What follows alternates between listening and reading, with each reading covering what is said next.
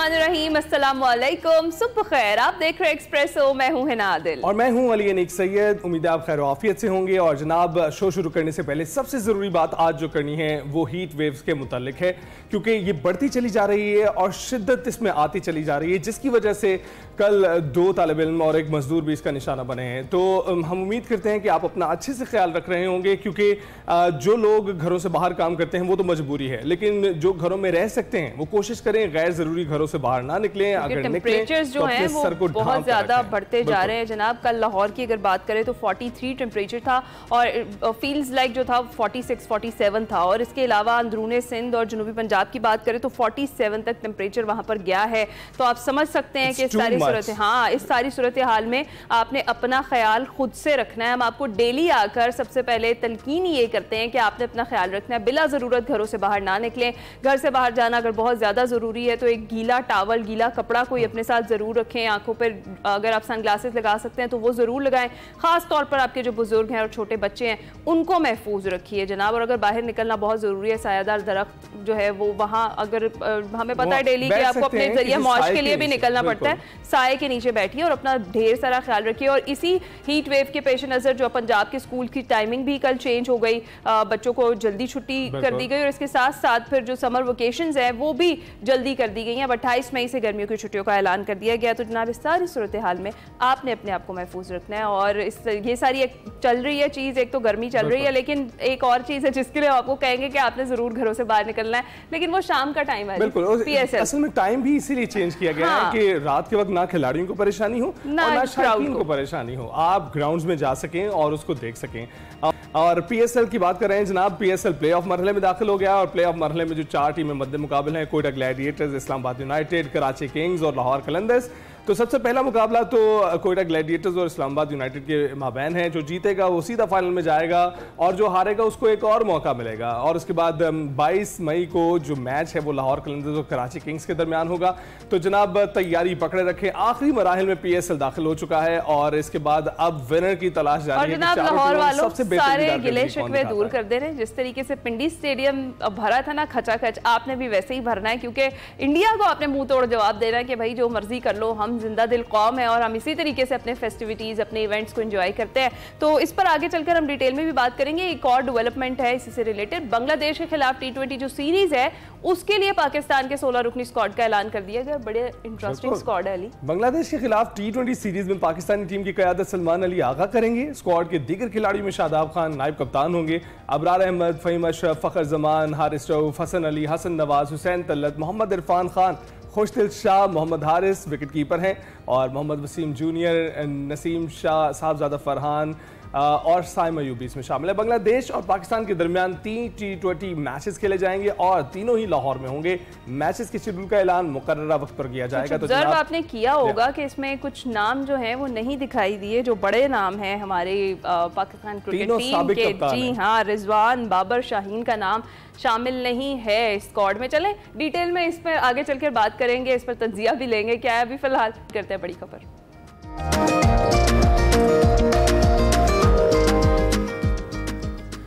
तो प्रोग्राम में आगे बढ़ते हुए आपको बताएं कि ऑपरेशन बुनियान मरसूस में भारत को मुंह तोड़ जवाब देने पर पाकिस्तान में जश्न मनाया जा रहा है। गुज़िश्ता रोज हुकूमत पाकिस्तान ने ऑपरेशन बुनियान मरसूस की आला हिकमत अमली और दुश्मन को शिकस्त फाश देने पर जनरल सैयद आसिम मुनीर को फील्ड मार्शल के ओहदे पर तरक्की दे दी है। और वज़ीर आज़म शहबाज शरीफ की ज़ेर सदारत होने वाले वफाकी काबीना के इजलास में जनरल सैयद आसिम मुनीर को फील्ड मार्शल का ओहदा देने की मंजूरी दी गई। फील्ड मार्शल आर्मी चीफ से ऊपर आला तरीन ओहदा है और पाकिस्तान में जनरल आसिम मुनीर दूसरी शख्सियत है जिन्हें फील्ड मार्शल बनाया गया है। इससे कबल सदर जनरल अयूब खान जो थे उन्हें 1959 में फील्ड मार्शल बनाया गया था। और इसके साथ साथ हुकूमत ने air chief marshal Zaheer Ahmed Babar की मुद्दत मुलाजमत पूरी होने पर उनकी खिदमात को जारी रखने का भी मुत्तफ़िका फैसला किया है। और ISPR के मुताबिक army chief general Asim Munir ने कहा है कि फील्ड मार्शल का एजाज़ मिलने पर अल्लाह ताला के वो शुक्रगुजार हैं। यह एजाज़ पूरी कौम, अफवाज पाकिस्तान, खासकर सिविल और मिलिट्री शहदा और गाजियों के नाम वक्फ करता हूँ। ये एजाज़ कौम की अमानत है जिसको निभाने के लिए लाखों आसिम भी कुर्बान हैं और ये इनफरादी नहीं है बल्कि अफवाज पाकिस्तान और पूरी कौम के लिए एजाज़ है। जी हाँ, जनरल आसिम मुनीर की फील्ड मार्शल के अहदे पर तरक्की पर मुख्तलिफ शख्सियात की तरफ से मुबारकबाद दी गई। दूसरी जानब वज़ीर ख़ारजा इसहाक़ डार, चीन के वज़ीर ख़ारजा वांग जी की मुलाकात हुई और खित्ते की बदलती सूरत हाल, दो तरफ़ा ताल्लुकात पर तबादला ख्याल हुआ। दोनों के दरमियान इलाकाई अमन और तरक्की के लिए ताउन जारी रखने के अज़्म का भी इज़हार किया गया। उधर पाक भारत कशीदगी पर बैरून मुल्क दुरुस्त मौक़िफ़ पेश करने के हवाले से मुशावरती इजलास हुआ, जिसमें पीपल्स पार्टी से बिलावल भुट्टो जरदारी, शरी रहमान, हिना रब्बानी खर शरीक हुए। तारिक फातमी, खुरम दस्तगीर, जलील अब्बास जलानी, तहमीना जंजुआ, फैसल सब्जवारी ने शिरकत की। सेक्रेटरी खारजा ने भारतीय जारियत और फॉल्स फ्लैग ऑपरेशन से आगाह किया और कमेटी यूरोप और दीगर अहम ममालिक का दौरा और दुनिया भारतीय जारियत से आगाह करेगी। इस पर मैं बात कर लीजिए, हमें ज्वाइन कर चुके हैं डॉक्टर जमील अहमद खान साहब, साबिक सफीर। अस्सलाम वालेकुम डॉक्टर साहब, गुड मॉर्निंग, कैसे हैं आप? वेरी गुड मॉर्निंग, मैं ठीक हूँ और सुबह बखैर आपके तमाम नाज़रीन को। थैंक यू डॉक्टर साहब। सबसे पहले तो जिस तरह से हमने आगाज़ में जिक्र किया कि ऑपरेशन बुनियानुन मरसूस में जो कामयाबी हमें मिली, जो मुंह तोड़ शिकस्त हमने भारत को दी, उस पर जश्न मनाया जा रहा है। और जिस तरीके से गुज़िश्ता रोज़ army chief general Syed Asim Munir को फील्ड मार्शल के अहदे पर तरक्की दे दी गई। लेकिन दूसरी जानिब देखा जाए तो भारतीय सेक्रेटरी खारजा जो है वो विक्रम मिस्री, वो सवालात का जवाब देते हुए कतरा रहे हैं पार्लियामेंट की जो खारजा उमूर की कमेटी है उसके सामने। उन्होंने जो पाक भारत जंगबंदी है उसमें से ट्रंप का किरदार बिल्कुल ही माइनस कर दिया। वो कहते हैं कि ये दोनों की आपसी कोशिश थी, इसमें जो सदर ट्रंप है उनका कोई किरदार नहीं है। लेकिन पाकिस्तान इस हवाले से ऑलरेडी वाजे कर चुका है कि सीज फायर के लिए भारत जो है वो अमेरिका के पास गया और फिर जो सदर ट्रंप है उन्होंने सालसी कराई और ये जो जंगबंदी है ये हुई। इस पर क्या कहेंगे आप? ये वही बात हो गई जिस तरह के इंडिया ने दावा कर दिया कि बंदरगाहें तबाह हो गई हैं पाकिस्तान की, कराची तबाह हो गया है, कराची का एयरपोर्ट तबाह हो गया है, लाहौर बिल्कुल अभी फौजें घुस रही हैं, बलूचिस्तान आज़ाद हो गया है और इस्लामाबाद तब, ये सारी चीज़ें जो है जिस तरह उन्होंने जंग के दौरान की, अभी इस चीज़ को मैं समझता हूँ कि अजीब सी एक कैफियत पैदा हो गई होती नज़र आ रही है इंडिया में कि एक सबसे ताकतवर मुल्क का सबसे ताकतवर सदर जो वीडियो पर मौजूद है, 4 दिन सऊदी अरब में रहे, चारों दिन उन्होंने जिक्र किया कि जी मैंने और हमारी एडमिनिस्ट्रेशन ने, ट्रंप एडमिनिस्ट्रेशन ने 48 घंटे की मेहनत के बाद ये सीज फायर पर इंडिया ने कहा और हमने फिर पाकिस्तान से बात की और ये सीज फायर हो गया। वरना ये दो न्यूक्लियर ममालिक बिल्कुल दाहिने पर खड़े थे न्यूक्लियर फ्लैश पॉइंट के। ये तो उनके अल्फाज है ना, इसमें तो वीडियो भी मौजूद है। जो इंडिया में जो नाजरीन हैं वो अपने फॉरेन सेक्रेटरी की ज़ाहिर प्रेस कॉन्फ्रेंस देख रहे होंगे और साथ में वीडियो भी देख सकते हैं ट्रंप की। अब कौन इसमें गलत बयानी कर रहा है और कौन सही कर रहा है, जाहिर है डोनाल्ड ट्रंप, जिस तरह मैंने बयान किया। और फिर जेडे गैंस जो 7 तारीख को कह रहे थे ये इनका आपस का मामला है, 7 और 8 की शब को ये खुद तय कर लेंगे, 9 को खामोशी रही, 10 को क्या एकदम पलटा खाया कि माइकल रूबियो, वो मार्को रूबियो और जेडी वैंस वो मुतारिक हो गए, ट्रंप मुतारिक हो गए। और उसके बाद फिर हमारे वजीर खारजा डिप्टी प्राइम मिनिस्टर को ऑफर दी गई, बताया गया कि जी इंडिया राजी है। हम तो शुरू से कह रहे हैं कि हम अमन चाहते हैं, हम अमन पसंद हैं, लेकिन हमारी अमन की इस ख्वाहिश को किसी लिहाज से भी कमजोरी तो न समझा जाए ना। तो ये हम हमेशा से कहते रहते हैं, कहते रहे और कहते रहेंगे। बिल्कुल। तो डॉक्टर साहब इसमें हमारी क्रेडिबिलिटी में भी बहुत इजाफा हुआ है। जो कुछ हम कह रहे हैं, जो कुछ हम ब्रीफिंग में बता रहे हैं, वो सब कुछ सच साबित हो रहा है। और साथ के साथ वो जो दूसरा मीडिया है, जो दूसरे अक़वाम आलम की जो हुकूमतें हैं, वो भी इस बात की तस्दीक कर रही हैं, कंपनीज इस बात की तस्दीक कर रही हैं।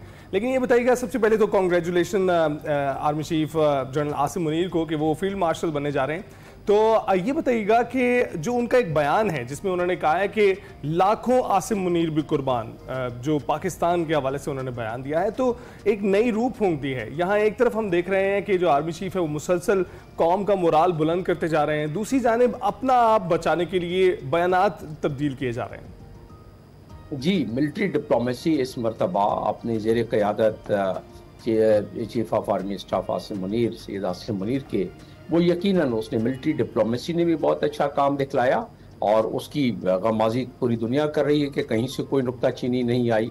चले पाकिस्तान में तो हमारे लिए, क्योंकि अब तो सर का ताज है फौज, इसलिए कि जिस तरह फौज ने परफॉर्मेंस दी है, कौमों की तारीख में ऐसी परफॉर्मेंस खुशकिस्मत कौमों को मिलती है। लेकिन इस परफॉर्मेंस को सिर्फ इस हद तक तो नहीं रह छोड़ दिया जाएगा। मैं अपने नौजवानों ने मिलत से ये आपके चैनल के जरिए और यही ख्वाहिश हमारी सारों की होगी कि अब तो हमें सर जोड़कर मेहनत करना चाहिए कि इतनी बड़ी आपके पास ताकत है, आपके पास फौज है, अब अपनी माशी ताकत को भी बढ़ाएं, अपनी कौमी यकजाती को भी बढ़ाएं, मुल्क को थोड़ा तरक्की की तरफ कराएं। मुझे कोई खुशी नहीं हुई, कल अक़वाम मुत्तहिदा की एक रिपोर्ट थी कि 11 मिलियन के 1 करोड़ से ज्यादा 1.5 करोड़ बच्चे जो फाका कशी के तकरीबन दाहिने पर खड़े हुए हैं, तो अब इस कौम को माशी जंग भी लड़नी पड़ेगी। और फिर आप बात कर रहे थे कि जो अभी डिप्लोमेटिक नैरेटिव शुरू हो गया है इंडिया की तरफ से, उस पर भी बात कर लेते हैं, लेकिन मुझे चंद कलमात कहने दें इस बात पर कि इस वक्त मुल्क को जो जरूरत है,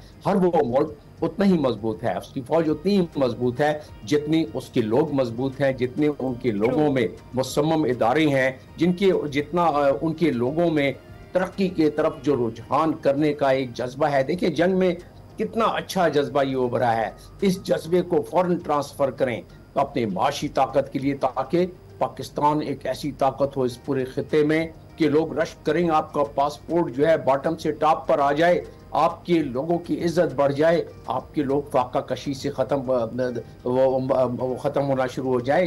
अक़वाम मुत्तहिदा की कल की रिपोर्ट को ये इतनी अच्छी तो नहीं है, तो लिहाजा अब इस दहाने पर हमें चलना पड़ेगा, उसी जज्बे को अब माशी जंग में तब्दील करना पड़ेगा। अब आ जाइए जी। अच्छा डॉक्टर साहब, जिस तरह से सफारती महाज की आप भी बात कर रहे हैं, हम भी जिक्र कर रहे हैं, एक नया बयानिया बनाना शुरू कर दिया है भारत ने, और वो ये है कि हमारा मुकाबला अब चीन से है, क्योंकि पाकिस्तान ने जो चीनी टेक्नोलॉजी है उसका इस्तेमाल किया है इस जंग में। भारत इस तरह के बयानात से असल हकायक से तवज्जो तो नहीं हटाना चाह रहा? नहीं, वो तो अपने अभी देखें, भारत को समझने के लिए बहुत ज़रूरी है कि इस वक्त भारत की नेशनल सिक्योरिटी जो कि रियासत की पॉलिसी होती है, वो हाथों में चली गई है आरएसएस नजरिए के लोगों को, जो कि बीजेपी है। तो जब नजरियाती लोग और जब मजहबी जुनूनियत के साथ आप किसी मुल्क की नेशनल सिक्योरिटी के साथ खिलवाड़ करें, तो इस वक्त भारत में ये हो रहा है, भारत की नेशनल सिक्योरिटी के साथ खिलवाड़ हो रहा है उस बीजेपी के, जो कि दर हकीकत आरएसएस के प्लेटफॉर्म है, एक सियासी प्लेटफॉर्म है आरएसएस का। भारत में सारे लोग तो ऐसे नहीं है, भारत में बड़े सेकुलर किस्म के लोग भी हैं, दानिश्वर भी हैं, पढ़े लिखे लोग भी हैं, वो नुक्ताचीनी करते हैं, उनके पीछे पड़ जाती है हुकूमत।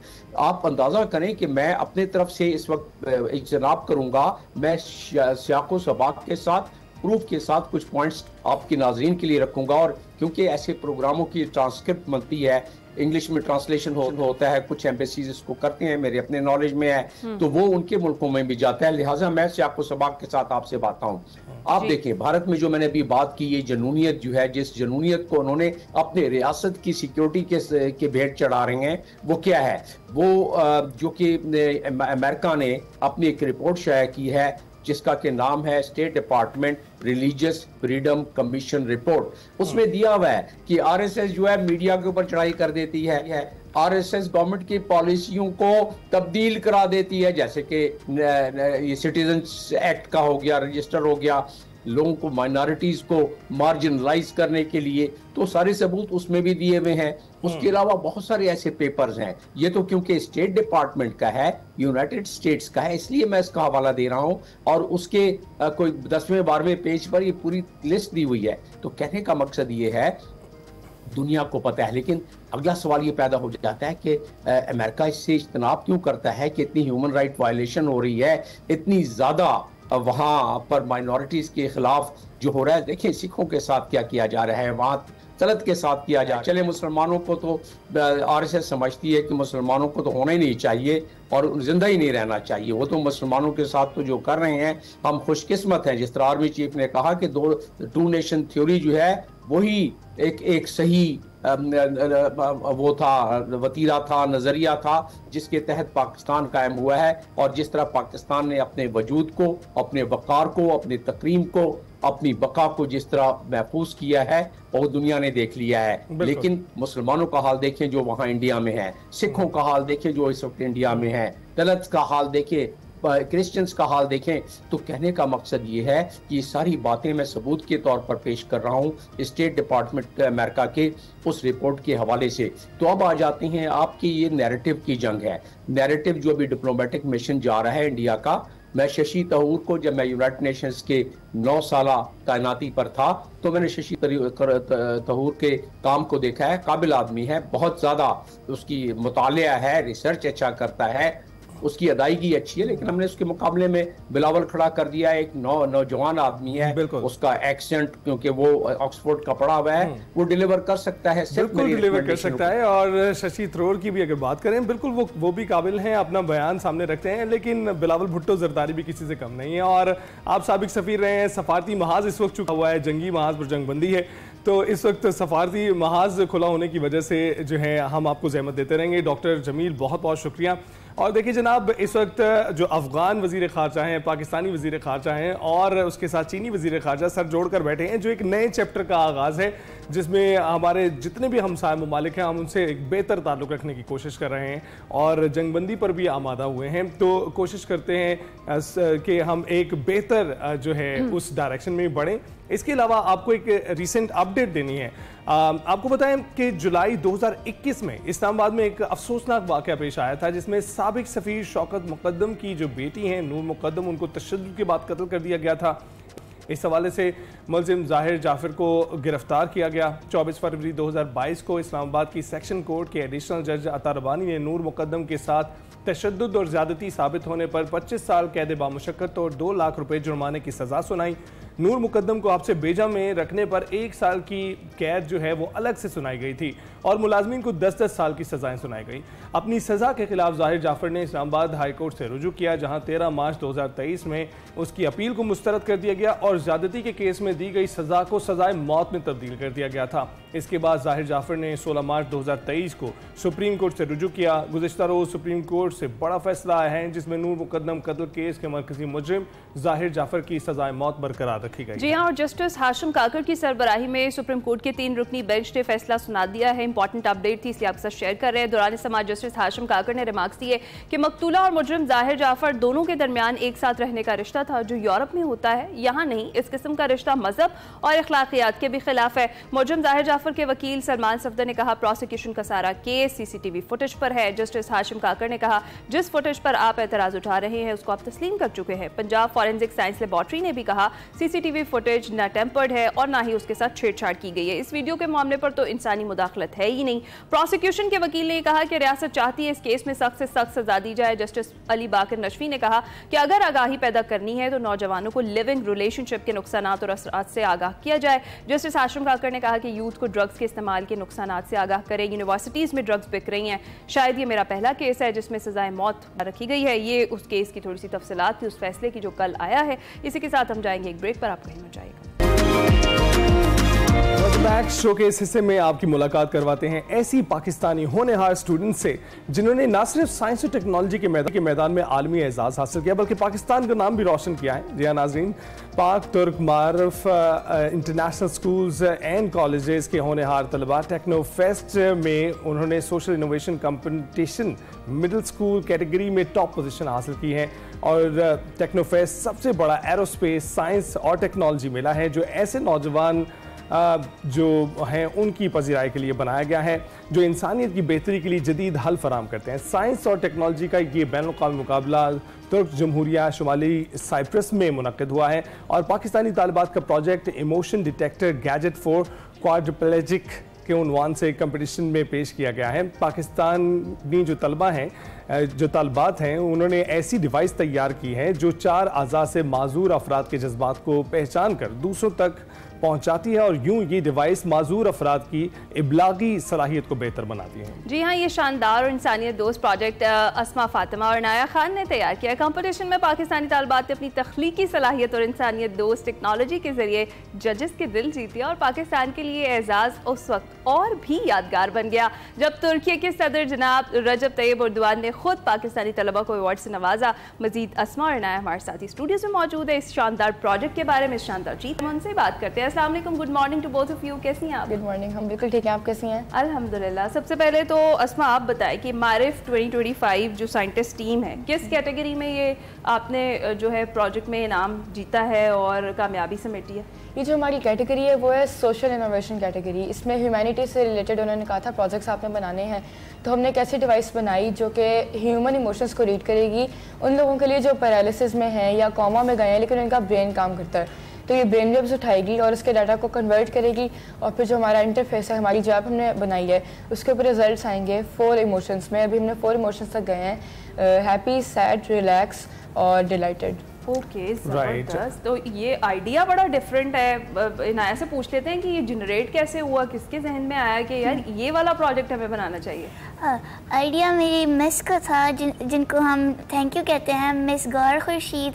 उनके साथ उन्होंने हमें आइडिया दिया, फिर उनके साथ बैठ के हमने असेंबल किया, तो बस उनका आइडिया था। राइट। तो ये बताइएगा कि कैसे ख्याल आया, कोई बैकग्राउंड है इस चीज़ का कि आइडिया आपने ये जब मिस ने भी दिया लेकिन आपने उसको चुना, तो आपका क्या बैकग्राउंड था जिसकी वजह से, मिसाल के तौर पे कोई वाकया आपने ऐसा देखा हो, किसी शख्स को ऐसा देखा हो? वाक़यात तो वैसे ही है ना, हमारी सोसाइटी में इस तरह के बहुत सारे डिसऑर्डर्स हैं आजकल, मतलब काफ़ी कॉमन हो रहे हैं आहिस्ता आहिस्ता। लोग कोमा में जा रहे हैं या एक्सीडेंट्स की वजह से, और ज़्यादा लोग कम्युनिकेट नहीं कर पा रहे सोसाइटी के साथ, जो कि उनकी ओवरऑल हेल्थ के ऊपर मतलब मैटर करती है चीज़। तो फिर मेरी जो मदर है वो डॉक्टर थी, हमने उनसे भी हेल्प ली इस प्रोजेक्ट में, और जो हमारी टीचर है, हमारी एडवाइज़र हैं, ये फार्मासिस्ट हैं, तो उन्होंने हमें काफ़ी सपोर्ट किया हमारे प्रोजेक्ट में, और फिर बस ज़बरदस्त। अच्छा इनाया, मुझे ओवरऑल एक्सपीरियंस बताएं टेक्नोफेस्ट का, कैसा रहा? टेक्नोफेस्ट का हर दिन जाहिर सी बात है, नया मुल्क था, नए लोग थे, तो रोज़ाना नया एक्सपीरियंस मिलने को मिलता था उनकी लैंग्वेज से। और उनका हमें तो थोड़ी बहुत आती है क्योंकि हमारे स्कूल हमें सिखाता है टर्किश लैंग्वेज, तो इतना ज़्यादा प्रॉब्लम नहीं हुआ। लेकिन फिर भी आपके पास आप जब हमेशा उर्दू स्पीकिंग लोग में रहे हैं, तो आप जब एक ऐसे मिल जाए जहाँ पे टर्किश हो और उनका एक लफ्ज़ भी लाइक इंग्लिश में नहीं होता, तो थोड़ा सा डिफिकल्ट होता है। लेकिन नेटिव स्पीकर्स के साथ बात करना थोड़ा सा मुश्किल होता है। वो हमारी टीचर को टर्किश आती थी, मतलब ऑलमोस्ट फुल फ्लेज आप कह सकते हैं। तो उन्होंने हमें कम्युनिकेशन में ज़्यादा कोई आप लोगों को मसला नहीं हुआ। फूड के बारे में भी मैंने नया आपसे पूछना, ज़रा पहले प्रोजेक्ट के बारे में बात कर लेते हैं। अस्मा, आप मुझे बताएं कि जो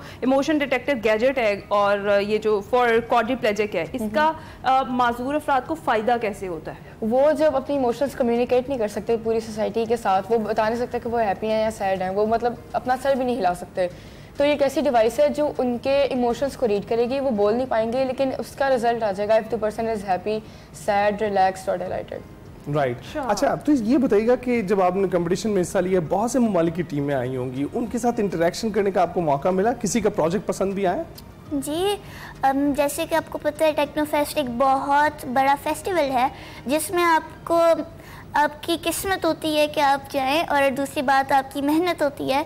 तो सारे जो आए थे वो भी अपनी मेहनत पे आए थे, बस वो जो ट्रॉफ़ी थी वो हमारी किस्मत में थी। लेकिन उनके भी प्रोजेक्ट्स थे, आउटस्टैंडिंग थे, और उनके साथ जो इंटरेक्शन था वो भी बहुत अच्छा था, क्योंकि मैं बहुत ज़्यादा सोशल हूँ, मेरी फ्रेंड भी, हम सारे बहुत ज़्यादा सोशल है, तो मुझे होता है कि हम जानें कि नाम क्या है और वगैरह वगैरह। तो हमने उनके साथ कम्युनिकेट किया, और मैंने डिफरेंट कंट्रीज़ से अपने फ्रेंड्स बनाए, अफ़गानिस्तान, अज़रबैजान और फ़िलीपींस और काफ़ी जगह से। तो are you connected with them? Yes, I am connected with Azerbaijani friends and only Azerbaijan and Turkish friends. Building a network. ज़बरदस्त। अच्छा, मुझे अस्मा ये बताएं कि इसको बनाने में आपको टाइम कितना लगा, इस प्रोजेक्ट को कितनी ज़्यादा डेफिनेटली रिसर्च इसके पीछे होगी, फिर उसके बाद आपकी टीम में कौन कौन है ये भी बताएं। हमारी टीम में मैं हूँ, मेरी पार्टनर नाया, हमारी एडवाइज़र मिस गौर खुर्शीद हैं। प्रोजेक्ट तो हमारा काफ़ी स्मूथ जा रहा था, लेकिन जब राउंड 3 के लिए हमने उसे 3D मॉडल में कन्वर्ट करना था, तो हमें एक हर्डल फेस करनी पड़ी कि हमने EEG इलेक्ट्रोड्स यूज़ किए हैं इसके मॉनिटरिंग के लिए, ब्रेन वेव्स की मॉनिटरिंग के लिए। वो पूरे पाकिस्तान में अवेलेबल नहीं थे, तो हमने इंपोर्ट कराया उन्हें, जो कि मतलब नियरली अ मंथ लगा उसे इंपोर्ट कराने में।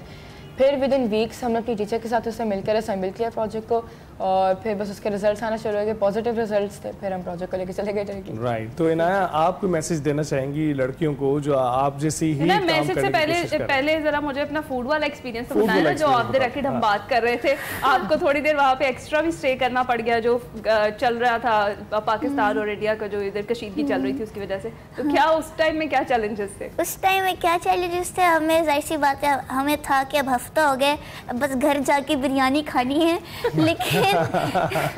लेकिन बस वहाँ का फूड जो होता है ना, वो लोग थोड़ा सा सॉल्टी नहीं होता, उनको थोड़ा स्वीट जो होता है वो ज़्यादा स्वीट होता है और सॉल्टी थोड़ा फीका कह ले, क्योंकि हमारे टेस्ट बड्स तो चिकन कढ़ाई और कौरमे वगैरह वाला होता है, तो मुश्किल तो जाहिर सी बातें होती है। पहले तो पहले 2-3 दिन तो हम अपने मिस को कहते थे मिस ये क्या है, लेकिन फिर हमने थोड़ा सा एडजस्ट किया कि अब यहाँ पे यही खाना है तो अभी खाना पड़ेगा, भूखे तो नहीं रह सकते। बिल्कुल, अब तो मेरा ख्याल है कि मैसेज लेने की भी जरूरत नहीं है, क्योंकि आप लोगों ने शानदार जवाब दिए हैं और कारनामा से अंजाम दिया है, जिसमें सदर तैयब उर्दवान की जानिब से भी आपको एक्नॉलेजमेंट आई है। बहुत बहुत शुक्रिया हमारे शो को ज्वाइन करने के लिए, अपनी जो एक आपकी कामयाबी है उसको शेयर करने के लिए, और we are very proud of you. आप अपनी इस उम्र में ये कारनामे से अंजाम दे रहे हैं, प्लीज जब आप बड़ी उम्रों में जाइएगा तो दिल मत छोड़ा, अपने इस सफर को, एक कामयाबी के सफर को जारी रखिएगा। इस वक्त हमारे साथ इनाया और अस्मा मौजूद थे, आपने इनकी बातों को सुना है, इससे पता चलता है कि मुल्क में कितना टैलेंट मौजूद है जिसको यूटिलाइज करने की जरूरत है, अंडर यूटिलाइज है, तो उसको यूटिलाइज कीजिए। हमारे स्कूलों में बहुत टैलेंट मौजूद है और इसकी जिंदा मिसाल इनाया और अस्मा है। हम ब्रेक पर जाएंगे। वेलकम बैक टू एक्सप्रेसो जी। अब आपकी मुलाकात करवाते हैं आज़ाद कश्मीर की खूबसूरत वादियों से ताल्लुक़ रखने वाले एक हुनरमंद, बाहिम्मत और मल्टी टैलेंटेड नौजवान वलीद निसार से। वलीद निसार ने 2024 में 7027 मीटर बुलंद स्पंटिक चोटी सर करने का, यानी गोल्डन पीक सर करने वाले पहले कश्मीरी होने का एजाज़ हासिल किया है। वो सिर्फ एक कोह पैमा नहीं है, बल्कि एक जज्बा, एक तहरीक और एक अज़्म का नाम है। वलीद निसार ने न सिर्फ कश्मीर की फलकबोज चोटियाँ सर की हैं, बल्कि दिलों को भी अपनी समाजी खिदमत, फलाही सरगर्मियों और फोटोग्राफी के जरिए छुआ है। उनकी जो मुहिम्मात हैं उनमें खौसरगंग, रश पीक और कई खतरनाक विंटर सर्वाइवल एक्सपीडिशंस शामिल हैं। कोपेमा होने के साथ साथ वलीद एक जज्बा रखने वाले समाजी कारकुन भी हैं। उन्होंने क्लीन एंड ग्रीन मुजफ्फराबाद जैसी मुहिम शुरू की, दर्जनों खून की एहतियात के कैंप लगाए और नौजवानों को मस्बत सरगर्मियों की तरफ राग़िब किया। वलीद एक बेहतरीन फोटोग्राफर भी हैं जनाब, और फोटोग्राफी में कई नेशनल और इंटरनेशनल अवार्ड्स भी जीत चुके हैं। उनकी किताब बुक विद अ व्यू के थीम ने सोशल मीडिया पर काफ़ी ज़्यादा मकबूलियत हासिल की और सियाहत को एक नया ज़ाविया दिया है। और दोहा मैराथन हो या फीफा वर्ल्ड कप की रज़ाकाराना खिदमत, वलीद हर मैदान में पाकिस्तान का मस्बत चेहरा बनकर सामने आए हैं। मजीद उनकी मल्टीटास्किंग सलाहियतों और अचीवमेंट्स के उन्हीं की ज़ुबानी जानते हैं। बिल्कुल Waleed, thank you very much हमें ज्वाइन करने के लिए। कैसे हैं आप? अल्हम्दुलिल्लाह ठीक हूँ, और सबसे पहले मैं एक्सप्रेस न्यूज़ और आपका शुक्रिया अदा करना चाहता हूँ कि बतौर कश्मीरी मुझे आपने अपने प्लेटफॉर्म पे मौका दिया। बिल्कुल, और बतौर कश्मीरी, बतौर Pakistani, you are most welcome. अच्छा, ये बताइएगा कि अपने बचपन और कोपेमाई की तरफ जो आपका रुझान है, इसकी जर्नी कहाँ से स्टार्ट होती है, कब से आपने शुरू किया? अच्छा, ये जो कोपेमाई का है ये तो 2021 से मैंने स्टार्ट किया, लेकिन इससे पहले मैं मुख्तलिफ ट्रैकिंग एक्सपीडिशन करता रहा हूँ, और उसके अलावा हमारा इधर मुजफ्फराबाद के अंदर ही हम कुछ दोस्तों ने मिलकर एक जीप क्लब बनाया हुआ है, मुजफ्फराबाद जीप क्लब। तो उसके प्लेटफॉर्म से भी हमने काफ़ी जो है नॉर्थ हो गया या कश्मीर हो गया और पाकिस्तान के डिफरेंट एरियाज हैं उनको एक्सप्लोर किया। तो ये कि मतलब ऐसा नहीं है कि एकदम ही मैं माउंटेनियरिंग की तरफ आ गया, ये एक ऑनगोइंग जर्नी थी। और यहाँ जिस तरह नॉर्मली एक स्टार्ट करते हैं, कुछ दोस्त हो गए यहाँ मुजफ्फराबाद जो जहाँ पे मैं रहता हूँ, इधर साइड एरियाज को विजिट कर लिया, फिर जो इधर लेक्स पर थी उनको एक्सप्लोर किया। और 2021 में ये हुआ कि मैं रश पीक करने गया, और जो हाईएस्ट अल्पाइन लेक भी है रश लेक, तो उसके सामने ये स्पेंटिक पीक है। तो वहां से मेरे दिल में हुआ कि यार इससे को समिट करना है, और फिर हमने नेक्स्ट ईयर मैंने इसको समिट कर लिया। तो इस तरह ये जर्नी एक रही है। जबरदस्त। अच्छा, जितना हमें पता है कि आपने कहा कि साइड बाय साइड चीजें चल रही थी, एकदम से आप नहीं आए एक्सपीडिशंस की तरफ, डिग्री आपकी बिजनेस की है, उसके बाद ये मुहिम्माती जिंदगी आपने शुरू कर ली। एक तो ये भी बताइएगा, दूसरा ये जो स्पेंटिक का आपने एक्सपीरियंस जो है वो हमारे साथ शेयर करना है, कैसा था, कितने ज्यादा चैलेंजेस आपको पेश आए? अच्छा, बेसिकली मैं MBA भी किया हुआ है और मैं कतर में होता हूँ, वहाँ पे ही जॉब कर रहा हूँ। और वहाँ पे इस तरह की कोई ट्रेनिंग से रिलेटेड नहीं है कि आपने कोई या एक्लेमेटाइजेशन के लिए कुछ कर लिया। तो स्पेंटी का जहाँ तक है वो मैंने तकरीबन, जो हमारी टीम थी, हमने 4 दिन में उसको सबमिट किया। और उसमें ये भी है कि मैं तकरीबन 2 अगस्त को कतर से आया हूँ, क्योंकि वहाँ पे तो सी लेवल पे है और ये एकदम अचानक इस तरह सबमिट करना ये बड़ा टफ था। और नेक्स्ट डे ही मैं निकल गया एक्सपीडिशन के लिए। और जब हम बेस कैंप पे पहुंचे हैं तो वहाँ पे हमें पता चला है कि 8 अगस्त को कि आपके पास 4 दिन की वेदर विंडो है, अगर इसमें सबमिट कर सकते हैं तो ठीक है, नहीं तो फिर आप 25 के बाद थी। तो वो बहुत लंबा हो रहा था। फिर हमने रात को मीटिंग कॉल की। और इसमें ये होता है कि नॉर्मली आप जब पीक पे जाते हैं तो एक रोटेशन डिफरेंट करते हैं ताकि आपकी बॉडी एक्लेमेटाइज हो जाए लोअर ऑक्सीजन लेवल पे। तो लेकिन ये हुआ कि हमने मीटिंग की, क्योंकि टाइम कम था और इसको हमने 4 दिन में बगैर किसी रोटेशन के सबमिट किया। तो वो एक चैलेंजिंग चीज थी इसमें। तो ये आपकी सबसे मुश्किल मुहिम यही थी? जी, ये तो की है, लेकिन 2023 में मैंने शमशाल विंटर एक्सपीडिशन की थी। और उसमें यह था कि हम सिर्फ 4 लोग थे, मैं था और मेरे साथ कुछ एक गाइड थे और 2-3 पोर्टर्स थे। तो वो ये है कि तकरीबन 1 वीक के लिए हम बिल्कुल कोई हमारा किसी से राब्ता नहीं था, क्योंकि उधर कोई सिग्नल्स वगैरह भी नहीं है और हमारे पास सैटेलाइट फोन भी नहीं था। तो वो मैं कहूँगा कि स्पेंटिंग से भी ज्यादा टफ था, क्योंकि उधर हमने जो वाइल्ड लाइफ है उसको एक्सपीरियंस किया, स्नो लेपर्ड वगैरह को भी देखने का मौका मिला।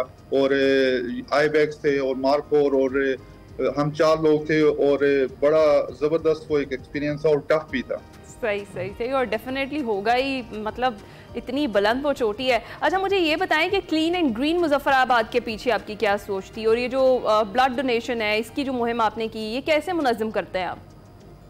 अच्छा, ये जब बचपन में ही थे यहाँ पे हमें एक वर्ड सुनते थे रजाकार। तो हमें उस वक्त तो समझ नहीं आ रही थी कि अच्छा ये क्या होता है। जो ही फिर कॉलेज में गए तो फिर चीज़ों को देखना शुरू किया और वहाँ से ये ब्लड डोनेशन की, बल्कि पहले एज अ वॉलंटियर मैंने ब्लड डोनेशन कैंप में सर्व किया। तो फिर उसके बाद यूनिवर्सिटी में जब गए तो वहाँ पे लाइक माइंडेड लोग मिल गए हमें, और वहाँ पे हमने उसको स्टार्ट किया। और ये जो क्लीन एंड ग्रीन मुजफ्फराबाद है, ये हमें कुछ दोस्त थे, मैंने उनके साथ डिस्कस किया। ये 2014-15 की बात है, जब मैं यूनिवर्सिटी में था। तो तब हमने उसको लेके चले। ये फिर वो जो हमारा जीप क्लब है उसमें कुछ फ्रेंड्स थे, सबके पास जीप्स थी और मैं अपनी जीप ही लेके जाता। वहाँ पे ही वो सारा कचरा एक रख के तो उसको हम कहीं ना कहीं डंप करते थे। बेसिकली अवेयरनेस कैंपेन थी कि लोगों को बताना था कि चलें एज अ रिस्पॉन्सिबल सिटीजन आपकी भी कुछ इस तरह की जिम्मेदारियां हैं। और उसके साथ भी मेरा एजुकेशन से रिलेटेड भी काफ़ी रहा है। और यूनिवर्सिटी में हमने गार्डियन UAJK के नाम से एक ऑर्गेनाइजेशन भी स्टार्ट की, जिसका मकसद था कि बच्चों की फीस के जो इश्यूज हैं उनको सॉल्व करना है। और अल्लाह का शुक्र है कि अभी वो रजिस्टर्ड है और तकरीबन 350 से 400 स्टूडेंट को उन्होंने उनकी तालीम मुकम्मल करने में उनको स्पॉन्सर भी किया है। बिल्कुल वलीद, बहुत बहुत शुक्रिया हमें ज्वाइन करने के लिए। और इसके साथ साथ जो आपके तजर्बे हैं, जो आपने फीफा वर्ल्ड कप में वॉलंटियरिंग की है, उसके साथ साथ दोहा मैराथन में भी आपने वॉलंटियरिंग की है, तो ये एक अलामत के तौर पर भी सामने रखा जा सकता है। जो लोग वॉलंटियरिंग करना चाहते हैं, बहुत से दुनिया के जो हैं इवेंट्स हैं जिसमें आप शिरकत कर सकते हैं। वलीद ने जिस तरह बताया, और वलीद की मल्टीटास्किंग भी आपके सामने ही है कि पढ़ा क्या और किया क्या। तो ऐसे बहुत सारे अफराद हैं जो ज़िंदगी में जो कुछ सोचते हैं वो करने की हिम्मत रखते हैं, जज्बा रखते हैं और कर दिखाते हैं। वलीद उनमें से एक है। हम ब्रेक पर जाएंगे।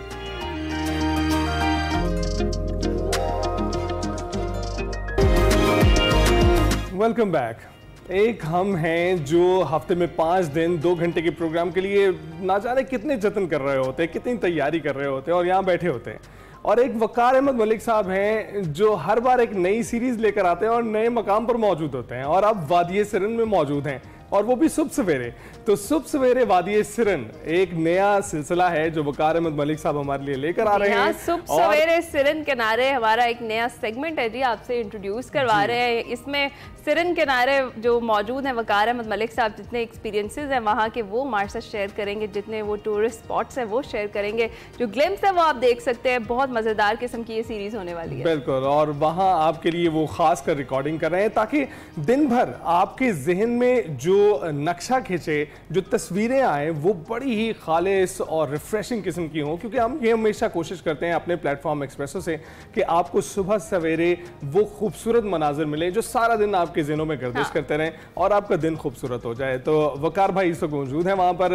वकार भाई, थैंक यू वेरी मच हमारे लिए और हमारे नाज़रीन के लिए ऐसी खूबसूरत तस्वीर जो है वो शेयर करने के लिए, रिकॉर्ड करने के लिए आप वहाँ पर मौजूद हैं। तो बताइए कि कैसा एक्सपीरियंस चल रहा है?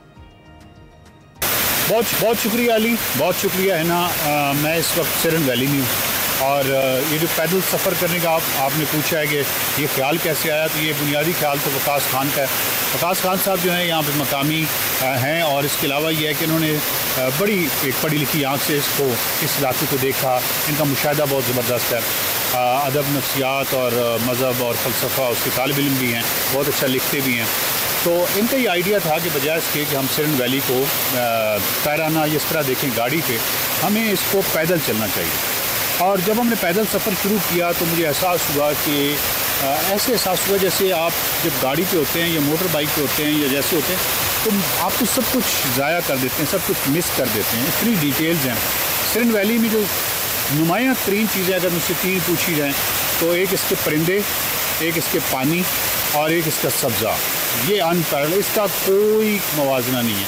पानी इस तरह है कि सिरन दरिया ऊपर से आ रहा है और वाटर चैनल्स हैं जो कि मुख्तलिफ़ आबादियों में मुख्तलिफ़ लोगों ने निकाले हुए हैं और फिर वापस वो ड्रॉप होते हैं सिरन में। तो आप इशारे सी हैं, हर जगह पे वाटरफॉल्स हैं और मैंने कोई हज़ारों जगह नोट किए हैं कि जहाँ पे आप गर्मियों में आके यहाँ पे नहा सकते हैं। बड़ी एक्सेसिबल जगह है और मतलब बड़े शहरों से आपके रावलपिंडी, इस्लामाबाद, जब लाहौर जैसे शहर से ये कुछ भी नहीं है। मोटरवे से जब आप यहाँ से नीचे उतरते हैं तो हार्डली आधे घंटे में यहाँ पे होते हैं जहाँ पे इस वक्त मैं खड़ा हूँ पैदल चल के। हम ये शाहजेब झील पे आए हैं और ये जो झील की जो एक पूरी फॉल बनी हुई है, इस तरह की वाटरफॉल्स आपको हर जगह पे नज़र आती हैं। और मैं बिल्कुल हैरान हूँ कि हज़ारों दफ़ा यहाँ, सैकड़ों दफ़ा कराकोरम हाईवे से हम गुजरे। ये कभी भी आइडिया नहीं था कि जबोड़ी और जो सिरन की तरफ जब जाते हैं तो क्या दुनिया खुलती है। मेहमान नवाजी की, मतलब हम ये सारी एपिसोड रिकॉर्ड कर रहे हैं तो इसमें सारी चीज़ें आपको बताएंगे कि मेहमान नवाजी यहाँ पे किस तरह की है, लोग कितने ज़बरदस्त हैं, कितनी पुरअमन वादी है, परिंदों की इकसाम, मतलब आप हैरान हो जाते हैं, ऐसे खूबसूरत परिंदे हैं। और पानी है, किसान हैं, बच्चे हैं, नहा रहे हैं, बहुत ही खूबसूरत वाइब है पूरी की पूरी वैली की। अच्छा वकार साहब, आपने ठीक कहा। मेरे साथ साथ बाकी हमारे व्यूवर्स को भी इस छोटे से वाटरफॉल की जो आवाज़ है वो बड़ी खूबसूरत लग रही होगी सुबह सुबह सुनते हुए। इतनी प्यारी जगह भी एबटाबाद के आसपास है, ये हमारे इल्म में नहीं था। अच्छा वकास खान साहब, जिस तरह से अभी हम देख भी रहे हैं, वकार साहब ने बताया भी है, वादी सिरन बड़ी खूबसूरत है और अप्रोच भी बहुत आसान है, तो फिर क्या रीज़न है कि ये सियाहत के हवाले से इतनी ज़्यादा मकबूल नहीं है? जी एक्चुअली इस सिरन वैली खूबसूरत बहुत है, लेकिन एक बड़ा वेलकम बैक। पहली बार बलूचिस्तान में वर्ल्ड बॉक्सिंग चैंपियनशिप हुई है, उसके बारे में बात करते हैं। जी नाजरीन, कोयटा के पोलो क्लब में जनूबी एशिया में पहली बार वर्ल्ड बॉक्सिंग एसोसिएशन के तहत इंटरनेशनल बॉक्सिंग चैंपियनशिप का शानदार इनेकाद किया गया, जिसमें पाकिस्तान के मायानाज बॉक्सर मोहम्मद वसीम ने शानदार कामयाबी समेटी है। वर्ल्ड बॉक्सिंग एसोसिएशन का वर्ल्ड गोल्ड बैंटमवेट टाइटल अपने नाम कर लिया है। जी हाँ, कामयाब इवेंट में उनकी शिरकत कैसी रही, पूरा एक्सपीरियंस कैसा था, ये हमने जानने के लिए वसीम को दावत दी। एक्सप्रेसो में वसीम हमारे साथ ही मौजूद है। तो मोहम्मद वसीम, गुड मॉर्निंग, कैसे हैं आप? वालेकुम अस्सलाम, गुड मॉर्निंग। मैं ठीक, अल्लाह का बड़ा करम है। आप बताएं, खैरियत से सब ठीक है? अल्हम्दुलिल्लाह। अच्छा वसीम, सबसे पहले तो अपना एक्सपीरियंस बताइए कि कोयटा में ये जो पहली इंटरनेशनल बॉक्सिंग चैंपियनशिप हुई, इसमें टाइटल जीतना कैसा लगा, कितना बड़ा रिवॉर्ड लगा आपको? देखिए बहुत बड़ी फाइट थी और साउथ एशिया का सबसे बड़ा इवेंट हुआ है अल्हम्दुलिल्लाह कोयटा में, बलूचिस्तान में। मोर देन 13 इंटरनेशनल कंट्रीज आए हैं, जिसमें अमेरिका, यूके, फ्रांस, जर्मनी और साउथ अमेरिका, वेनेजुएला, ये वहाँ से फाइटर्स आए और उन्होंने पार्टिसिपेट किया इस इवेंट में। और माशाल्लाह WBA world gold bantamweight title south Asia का पहला फाइटर वो जीता। और इंटरनेशनल जितने भी फाइटर्स थे उन्होंने भी 4 फाइट्स टाइटल फाइट्स थे, जो बोलान टाइटल बना WBA ने एक नया बेल्ट बनाया है पाकिस्तान के लिए, बोलोन टाइटल, वो भी बड़ा सक्सेसफुल उसके लिए डिफरेंट कंट्रीज़ के मैक्सिको और फिलीपीन और जो है क्या कहते हैं वेनेजुएला, डोमिनिकन रिपब्लिक के फाइटर्स उसके लिए लड़े और बड़ा ज़बरदस्त एक्सपीरियंस रहा है अल्हम्दुलिल्लाह। मैं शुक्रिया अदा करता हूँ गवर्नमेंट ऑफ बलूचिस्तान का, DHA कोयटा का और पाक आर्मी का, जिन्होंने जो है ये इवेंट सक्सेसफुल कराने में हमारी मदद की और अमेजिंग ज़बरदस्त जर्नी रहा और बहुत ही अच्छा एक्सपीरियंस हुआ है बिल्कुल बिल्कुल। और ये हमारे लिए भी बहुत अच्छा एक्सपीरियंस था। जब भी हम आपको रिंग में देखते हैं हमें पता होता है कि एक शानदार मुकाबला मिलने वाला है। तो वसीम ये बताइएगा कि अभी आपके पास तो बेशुमार जो है बेल्ट्स होंगी, बेशुमार टाइटल्स आपने अपने नाम किए हैं, कौन से ऐसे टाइटल है जो दिल के आपके बहुत करीब है? देखिए मैं WBC भी 3 दफ़ा जीता हूँ, WBC भी नंबर 1 रहा हूँ दुनिया में और ये फर्स्ट WBA का मेरा टाइटल था। इससे पहले मैं WBA वर्ल्ड रैंक नंबर 1 रहा हूँ और ये भी बड़ा ज़बरदस्त एक्सपीरियंस रहा है। और सबसे बड़ी बात ये कि मैनी पैकियाओ प्रमोशन में मैंने मैनी पैकियाओ प्रमोशन की तरफ से फाइट की है और मैनी पैकियाओ ने इसको बड़ा सपोर्ट किया है और फैल्कन प्रमोशन और DHA Quetta, government of Balochistan, government of Pakistan और ये सब हम मिल के हमने ये इवेंट कराया और ये पाकिस्तान के लिए एक बहुत बड़ी बात है और अल्हम्दुलिल्लाह अभी तक UK और अमेरिका और पूरी दुनिया में इस इवेंट के हवाले से लोग बात कर रहे हैं और ये फाइट TV पे लाइव था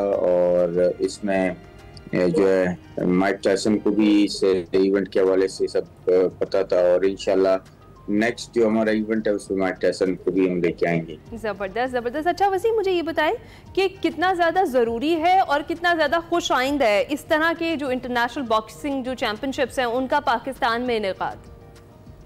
देखिए बहुत ज़रूरी है और बलूचिस्तान में आपको पता है पाकिस्तान में जो हालात थे, लोग बलूचिस्तान तो आना नहीं चाह रहे थे लेकिन जब वो बलूचिस्तान आए उन्होंने बलूचिस्तान में जो है लोगों से मिले और जिस तरह उनको जो है पाकिस्तान आर्मी का मैं शुक्रिया अदा करता हूँ, FC का शुक्रिया अदा करता हूँ, उन्होंने उनको प्रोटोकॉल दी और उन्होंने उनको जो है क्या कहते हैं सिक्योरिटी दी और वो बड़े खुश होकर यहाँ से गए। उन्होंने ये बात की है कि हमें जो है जो वेस्टर्न मीडिया है वो कुछ और दिखाते हैं लेकिन जब हम यहाँ पर आए और हमने जो पॉजिटिविटी देखी और यहाँ बलूचिस्तान और पाकिस्तान में जो हॉस्पिटलिटी देखी, लोगों ने हमारा ख्याल रखा, बड़े खुश होकर यहाँ से गए और ये सब क्रेडिट जाता है हमारे आर्मी को और गवर्नमेंट ऑफ बलूचिस्तान को। बिल्कुल। और मुस्तकबिल में आपके प्लान्स क्या है? देखिए ये भी इंशाल्लाह हमारी बात चल रही है, हम दूसरा इंटरनेशनल इवेंट हम लाहौर में कराना चाह रहे DHA के थ्रू और इंशाल्लाह DHA ने ये एग्री की है और इंशाल्लाह सितंबर और अक्टूबर में हमारी दूसरी इंटरनेशनल जो बड़ा इवेंट होगा वो लाहौर या इस्लामाबाद में। राइट। बहुत बहुत शुक्रिया वसीम हमसे बात करने के लिए और आपने बात शेयर करने के लिए। हमें खुशी होती है जब भी आप रिंग में कोई कारनामा सर अंजाम देते हैं। हम ब्रेक पर जाएंगे।